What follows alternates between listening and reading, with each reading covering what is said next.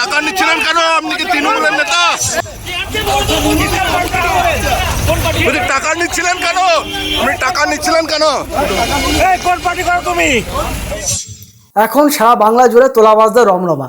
যেন তোলাবাজি করে প্রচুর ইনকাম, প্রচুর টাকার মালিক এক একজন তোলাবাজ। এক একজন তোলাবাজ প্রচুর প্রচুর টাকার মালিক, প্রচুর সম্পত্তির মালিক। তারা রাতারাতি গাড়ি বাড়ি ফ্ল্যাট কি করেনি এক একজন তোলাবাজ। তাদের পরিচয় কি? তারা তোলাবাজ, যেটাকে বাংলাদেশে বলা হয় চাঁদাবাজি করে তারা বিশাল কিছু করে ফেলেছেন। এমনকি আমাদের পশ্চিমবঙ্গে তোলাবাজি করে যে প্রচুর ইনকাম করে ফেলেছেন।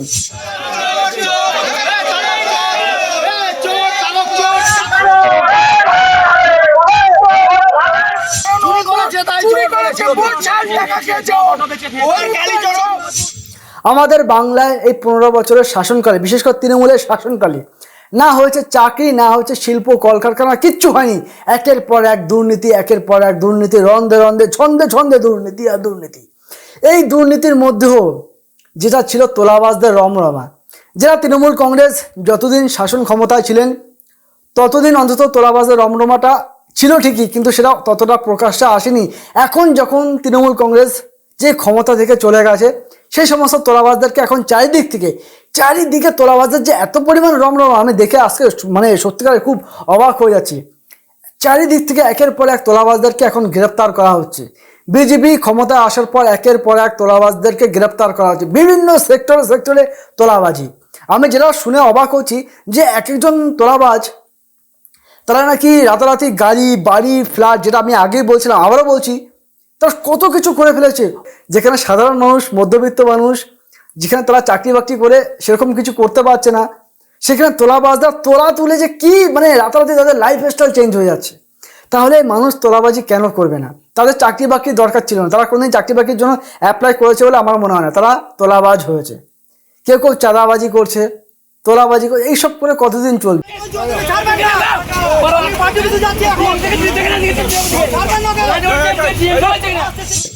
এখন তো সব তোলাবাজগুলো এক এক করে সব করা জেলে যাচ্ছে। তোলাবাজি করার সময় তখন কি এগুলো মাথা ছিল না?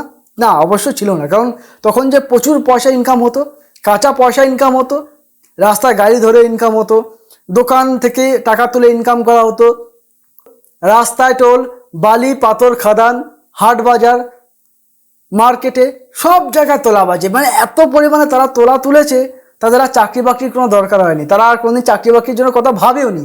যেরকম আমরা দেখছি আমাদের রাজ্যে যেরকমভাবে চাকরি নিয়ে এত দুর্নীতি হয়েছে, যেখানে মেধাবী ছাত্ররা বা যারা চাকরি পাওয়ার উপযুক্ত, তারা দিনের পর দিন রাস্তায় পড়ে আছে তারা তাদের ন্যায্য চাকরি পাওয়ার জন্য। আর তোলাবাজগুলো তারা চাকরি বাকরির কথা কোনোদিন ভাবেনি। তারা ভেবেছে কীভাবে যত বেশি তোলা যায় তত বেশি তারা রাতারাতি বড়লোক হতো। হ্যাঁ, হয়েছে। দেখবেন যতজন তোলাবাজ আপনারা দেখতে পাবেন, তারা দেখবেন রাতারাতি একেবারে ফুলে পেঁপে মানে বিশাল কিছু করে ফেলেছে। মানে তারা রাতারাতি যেটা বলা যেতে পারে মানে আঙুল ফুলে কলা গাছ হয়ে গেছে এক একজন তোলাবাজ। তাহলে তারা কেন তোলাবাজি করবে না বলুন তো? তোলাবাজি করে যদি এত ইনকাম হয়, এত মানে প্রভাবশালী হওয়া যায়, তাহলে তারা তোলাবাজি করবে না কেন? আর এই প্রশ্রয়টা কে দিয়েছে? রাজ্য সরকার। এই প্রশ্রয়টা কে দিয়েছে? আবার বলছি, রাজ্য সরকার। রাজ্য সরকার যদি একটু কঠোর হতো, রাজ্য সরকার যদি সত্যিই চাইতো, মানে প্রাক্তন রাজ্য সরকারের কথা বলছে, মানে তৃণমূলের কথা বলছি, তারা যদি সত্যি চাইতো তাহলে কিন্তু এই তোলাবাজরা এত রমরমা করতে পারতো না। তাদের এই দাদাগিরি, তাদের এই চাঁদাবাজি, এগুলো কিন্তু অনেক আগেই বন্ধ হতো। প্রশাসন কি তাহলে সব জানতো? আমার তো মনে হয় প্রশাসন কম বেশি অনেকটাই জানতো। কারণ প্রশাসন এর থেকে কতটা ভাগ পেত আমি জানি না। আগের তৃণমূলের শাসক দল মানে মমতা বন্দ্যোপাধ্যায় সরকার এর থেকে আদৌ কোনো লাভবান হতেন কিনা আমি বলতে পারবো না। কিন্তু তোলাবাজদের এত রমরমা কী করে বাড়লো আমি সেটাই তো বুঝতে পারছি না। সরকার যদি সঠিক পদক্ষেপ নিত এত কিন্তু তোলাবাজদের রমরমা থাকতো না। কিন্তু সঠিক পদক্ষেপ নেয়নি বলে আজকে তোলাবাজরা এত পরিমাণে তোলাবাজি করে ফেলেছে। আপনারা দেখছেন সাজবেলা, আর আমি রয়েছে সুজয়। যদি ভিডিওটা ভালো লাগে না, অবশ্যই চ্যানেলটিকে সাবস্ক্রাইব করে পাশে থাকবেন। প্রাক্তন মুখ্যমন্ত্রী মমতা বন্দ্যোপাধ্যায় তিনি পরিষ্কার বলেছিলেন একটা সময় যে কেউ যদি অন্যায় করে তার দায়িত্ব দল নেবে না, তাহলে আমরা সরাসরি পুলিশকে অ্যাকশন নিতে বলবো। তিনি সেটা বলেছেন ঠিকই। যদি সেটা কাজের কাজ হতো তাহলে কিন্তু আজকে এত তোলাবাজদের রমরমা বাড়তো না। নিয়োগ, গরু, রেশন দুর্নীতিতে মন্ত্রী নেতা গ্রেপ্তার হয়েছেন। দল বলছে আইন আইনের পথে চলবে। এদিকে একের পর এক নেতা গ্রেপ্তার হয়েছেন, আর দল বলছে কি আইন আইনের পথে চলবে। এইবার রাজ্যে পালাবদল হওয়ার পরে মানে 2026-এ বিজেপি ক্ষমতায় আসার পর মুখ্যমন্ত্রী শুভেন্দু অধিকারী কি বলেছেন? সব বেআইনি টোল গেট একেবারে বন্ধ করতে হবে, কোনো বেআইনি টোল রাখা যাবে না, কোনো রকম তোলা যাবে না, সমস্ত বেআইনি টোল গেট পুরোপুরি বন্ধ করতে হবে, যারা তোলাবাজ তাদেরকে থেমে যেতে হবে, আর তোলাবাজি করা যাবে না। এটা কিন্তু শুভেন্দু অধিকারীর সরকারের পক্ষ থেকে পরিষ্কার মেসেজ দেওয়া হয়েছে। কিন্তু শুভেন্দু অধিকারী একটা কঠিন বার্তা দিয়েছে, পুলিশ ধরপকড় করছে, পুলিশ চেকিং করছে, কিন্তু তারপরেও থামেনি এই তোলাবাজি ব্যাপারটা, তারপরেও থামেনি। কারণ তোলাবাজি করে প্রচুর টাকা ইনকাম করা যায়, তাহলে কেন তারা থামবে? তারা কিন্তু থামেনি। তোলাবাজরা কিন্তু এখনও সেই তোলাবাজি করে চলেছে। আপনাদেরকে এরকম একটা ঘটনা বলছি, একদম সরাসরি একটা ঘটনা। দুর্গাপুরের সিটি সেন্টারে বাস থেকে তোলা আদায়কে কেন্দ্র করে চরম উত্তেজনা ছড়ালো। বহরমপুর চিত্তরঞ্জন রুটের একটি বাস সিটি সেন্টার বাস স্ট্যান্ডে পৌঁছালে বাস কর্মীদের কাছে টাকা চাওয়া হয়।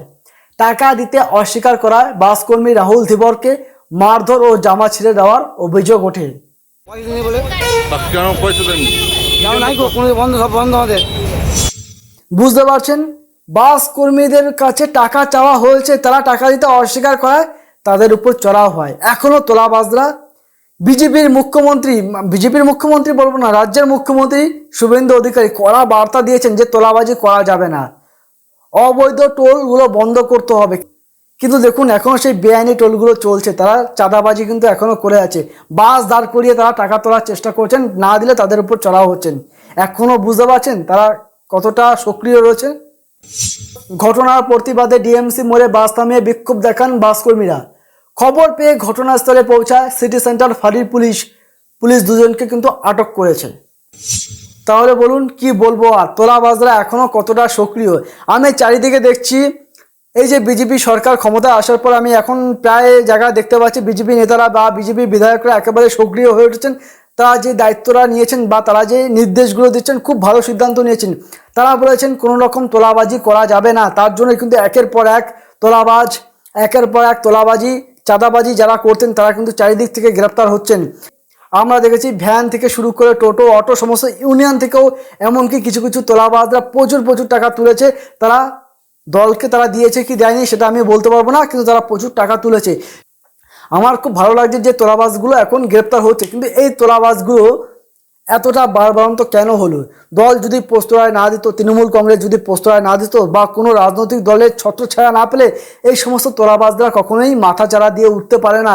সেটা বাংলাদেশ হোক, সেটা পশ্চিমবঙ্গ হোক, সেটা ভারতবর্ষের যে কোনো প্রান্তে হোক না কেন, তোলাবাজগুলো তখনই বেশি মাথাচাড়া দিয়ে উঠতে পারে যখন রাজনৈতিক দলগুলো তাদের পেছনে সাপোর্ট দেয়।